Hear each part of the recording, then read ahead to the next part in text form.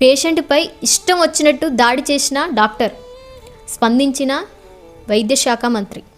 అసలు ఏం జరిగింది, పేషెంట్ ఏం చేసిండని ఆ వైద్యుడు ఆ రకంగా దండించిండో ఇప్పుడు తెలుసుకుందాం.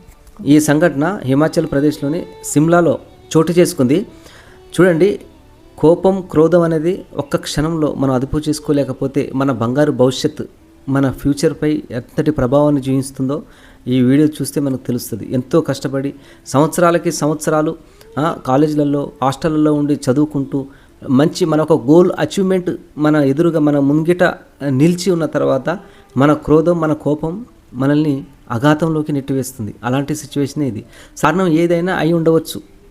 అయితే ఇందిరాగాంధీ మెడికల్ కాలేజీలో చదువుతున్నటువంటి స్టూడెంట్ ఎంబీబీఎస్ డాక్టర్గా అయితే ఎండోస్కోపీ కోసం అని చెప్పేసి పరీక్షకని వెళ్ళిండు.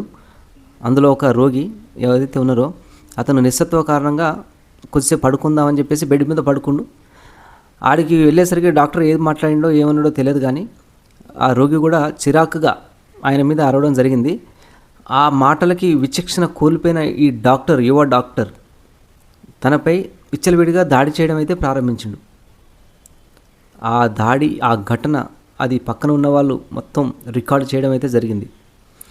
వెంటనే స్పందించిన ఆరోగ్య శాఖ మంత్రి అతనిపై ఇప్పుడు నిషేధమా లేకపోతే ఇంకా ఎలాంటి వేటుకు గురవుతుందో తెలియదు, కానీ నీరసంగా ఉంది అనేసి కొద్దిసేపు బెడ్పై వాలినప్పుడు అక్కడికి వచ్చిన డాక్టరు, మరి ఆయన ఏం మాట్లాడిండో, డాక్టర్ ఏం మాట్లాడిండో తెలియదు, కానీ ఆ రోగి అయితే ఏమని చెప్తుండంటే, నా డాక్టర్ వచ్చేసి ఇష్టం వచ్చినట్టుగా మాటలు మాట్లాడుతుంటే రోగి చూసేసి మీరు మర్యాదగా మాట్లాడండి, ఆ రకంగా మాట్లాడకండి అనేసి చెప్పిండంట. దానికి కోపంతో ఆ వైద్యుడైతే, ఆ డాక్టర్ అయితే ఇష్టం వచ్చినట్టుగా దాడి చేసిండు అన్నట్టుగా ఆ వీడియోలో అయితే మనకు కనిపిస్తున్నది.